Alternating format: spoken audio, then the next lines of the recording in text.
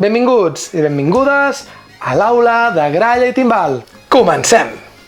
Nou bloc temàtic del canal i avui parlarem de la tarota.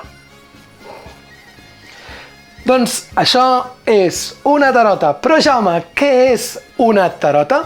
Doncs una tarota és un instrument de vent de la família dels oboès tradicionals, igual que ho són la gralla, la dolçaina i molts altres instruments.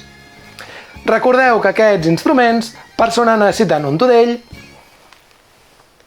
i una inxa de doble pala.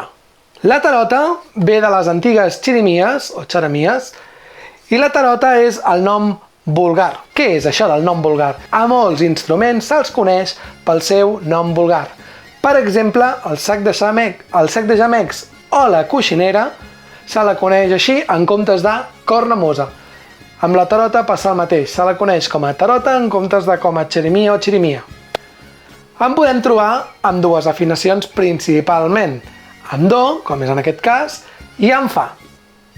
I amb què podem tocar la tarota? La tarota, en conjunt amb altres instruments que ara veurem, doncs acostuma a acompanyar bestiari i altres figures tradicionals i populars. Doncs la tarota la podem tocar amb un grup de ministrirs o ministrers, la podem tocar amb una formació de mitja cobla o tres quartans, amb un grup de tarotes, amb un flabiol, tot i que els usos que actualment se li poden donar són moltíssims, igual que la gralla, i la podem trobar a dalt d'escenaris i interpretant coses per les que originalment no havia estat pensada. Doncs tenim que la tarota toca amb tots aquests instruments, amb el sac de gemecs i amb el flabiol i amb molts altres, fins que aquesta mitja cobla va evolucionar el que coneixem ara, que és la cobla de sardanes. En allà es van carregar el sac de gemecs, la tarota va evolucionar a la tenora i al tiple, no? Podria ser una mica l'equivalent, i el flabiol, que es va mantindre. Però Jaume, quines diferències podem trobar entre la tarota i la gralla? La primera diferència és a simple vista. La gralla seca i la gralla dolça, la gralla baixa és una excepció, són més curtes que la tarota. Recordeu que un instrument quan és més llarg sona més greu i quan és més curt sona més agut. A simple vista també podem veure que la part del darrere de la tarota no té forat, tot i que ara també per ajudar a la digitació les fan amb forat. La tarota no té forat a la part del darrere i té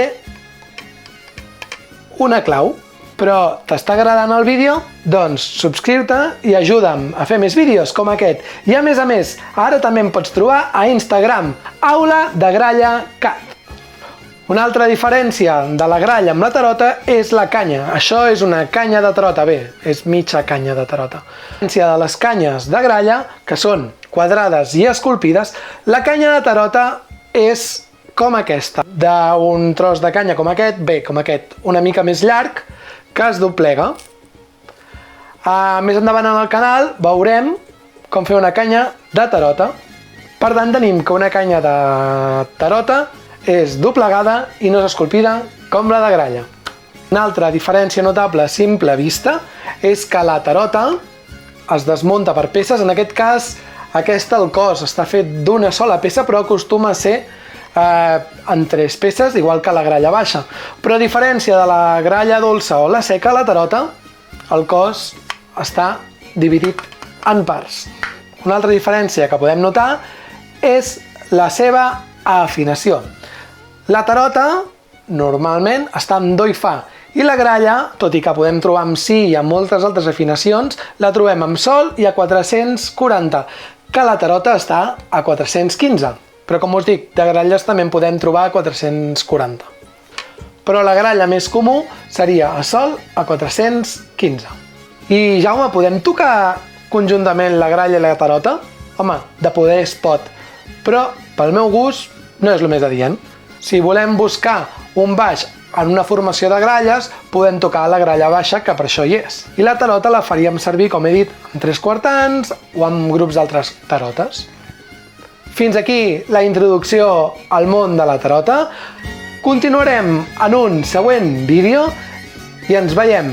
Adeu!